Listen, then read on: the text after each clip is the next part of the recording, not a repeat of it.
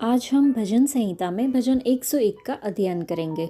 मैं करुणा और न्याय के विषय गाऊंगा। हे यहोवा, मैं तेरा ही भजन गाऊंगा।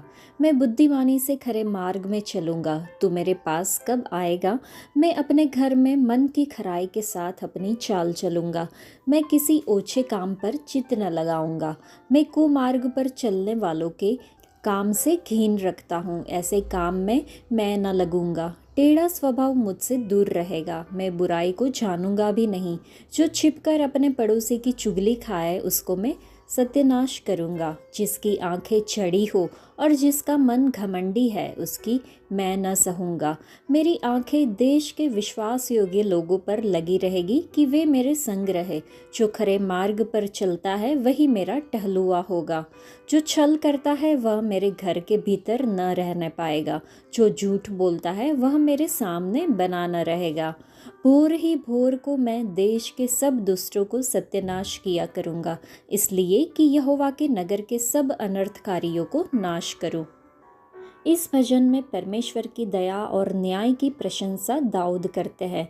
वह परमेश्वर के प्रति अपने समर्पण को विस्तृत शब्दों में व्यक्त करते हैं। यह उनके परमेश्वर के प्रति प्रेम को दर्शाता है, जो परमेश्वर को संपूर्ण आज्ञा पालन के माध्यम से प्रसन्न करने की उनकी इच्छा में प्रकट होता है। दाऊद खुद को परमेश्वर का प्रिय व्यक्ति साबित करता है। वे घोषणा करता है कि समझदारी पूर्वक व्यवहार करेंगे। हमारा व्यवहार परमेश्वर की महिमा का प्रमाण होगा। समझदार आचरण उन्हें महिमा देगा। प्रभु यीशु के शब्द हम नए नियम में देखें तो मत्ती रचित सुसमाचार के 5वें अध्याय में है कि इसलिए जैसे तुम्हारा स्वर्गीय पिता सिद्ध है वैसे ही तुम भी सिद्ध बनो। परमेश्वर के प्रति सम्मान हमें उनके सिद्ध मार्गों पर चलने में सक्षम बनाएगा।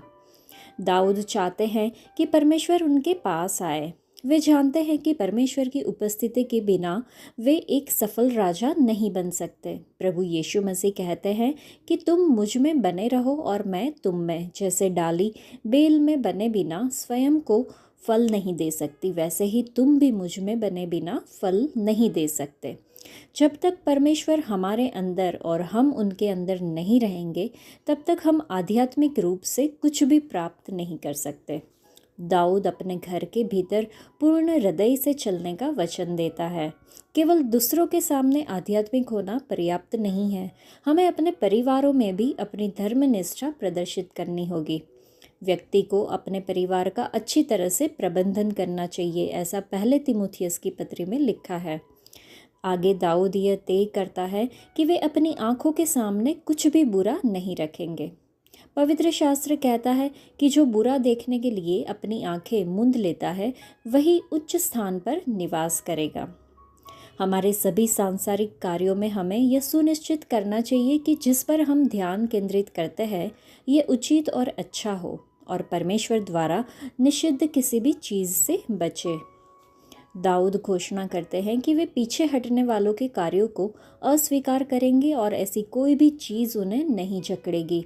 पौलुस सलाह देते हैं कि बुरी संगति अच्छे आचरण को खराब कर देती है। एक आध्यात्मिक व्यक्ति को सतर्क रहना चाहिए कि वह किसी बुरी संगति में न फंसे। आगे दाऊद यह घोषित करता है कि वे दुष्टता को न पहचानेंगे और न ही दोगले हृदय वालों को अपनाएंगे। नीति वचन में भी लिखा है कि जिस घर में मेजबानी भरी हो लेकिन कड़वाहट हो, वहाँ सूखी रोटी का टुकड़ा और शांति बेहतर है, क्योंकि परमेश्वर दुष्टता में प्रसन्न नहीं होते। हमें हमेशा सभी प्रकार की बुराई को अस्वीकार करना चाहिए।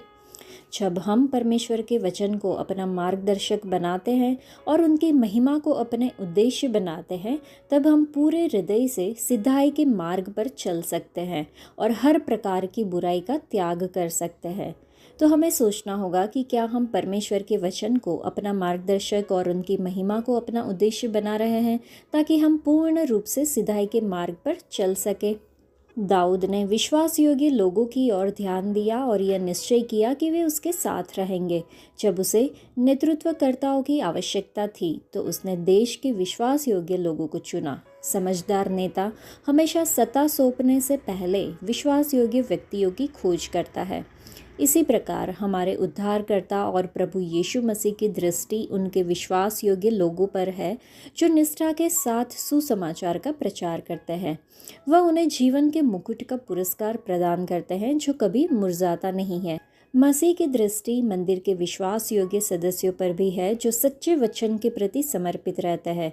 वह उन्हें नाश होने से बचाते हैं और उनका संरक्षण करते हैं ताकि वे न्याय के समय उनके साथ रह सके। परमेश्वर उन लोगों से प्रेम करते हैं जिनके हृदय विश्वास से भरे होते हैं और वह उन पर विश्वास करने में प्रसन्न होते हैं। यहाँ पर हमने देखा कि लिखा है, मैं उन्हें प्रतिदिन नष्ट करूँगा। सुबह जल्दी उठना चुनौतीपूर्ण हो सकता है, लेकिन यहोवा प्रभु कहते हैं कि जो मुझे सुबह जल्दी उठकर ढूंढते हैं उन्हें मैं मिलूँगा। दाऊद सुबह जल्दी उठता है, क्यों? शैतान दुष्ट शत्रु के कार्यों को जड़ से उखाड़ फेंकने और उनका नाश करने के लिए, ताकि उसका कोई प्रभाव यहोवा प्रभु के नगर में न रहे। दाऊद इस उद्देश्य के लिए प्रार्थना करने का वचन देता है। दुष्टों का नाश करने का क्या अर्थ है? यहोवा प्रभु के नगर या देश का मतलब हमसे है। जैसा कि यशायाह की पुस्तक में पहले अध्याय में कहा गया है कि तुझे न्याय का नगर और धर्म की नगरी कहा जाएगा। इसलिए हम यहोवा प्रभु का निवास स्थान है। शैतान हमारा शत्रु इस निवास स्थान के खिलाफ लड़ता है। इसलिए हमें सुबह जल्दी उठकर प्रार्थना करनी चाहिए ताकि उसका और उसके कार्यों का नाश किया जा सके। दुष्टों पर विजय पाने के लिए विश्वासपूर्ण प्रार्थना आवश्यक है। हमें परमेश्वर के वचनों को थामे रहना चाहिए और प्रार्थना करनी चाहिए। प्रभु यीशु के लहू, परमेश्वर के वचन और पवित्र आत्मा की सहायता से हम अपने शत्रु पर विजय प्राप्त कर सकते हैं। हमारे परमेश्वर यहोवा निस्सी है। वे दुष्ट शत्रु शैतान को नष्ट करेंगे और हमारे शरीर, आत्मा और परिवार को उसकी पकड़ से छुड़ाएंगे। सुबह जल्दी उठकर प्रभु की उपस्थिति में आने का चुनाव हमने देखा। चलिए हम भी सुबह जल्दी उठे और परमेश्वर की उपस्थिति में आए। पवित्र आत्मा की सामर्थ्य से हम अपने खिलाफ खड़े दुष्ट कार्यों को नष्ट कर सकते हैं। आज के लिए इतना ही। परमेश्वर आप सबको आशीष दे। धन्यवाद।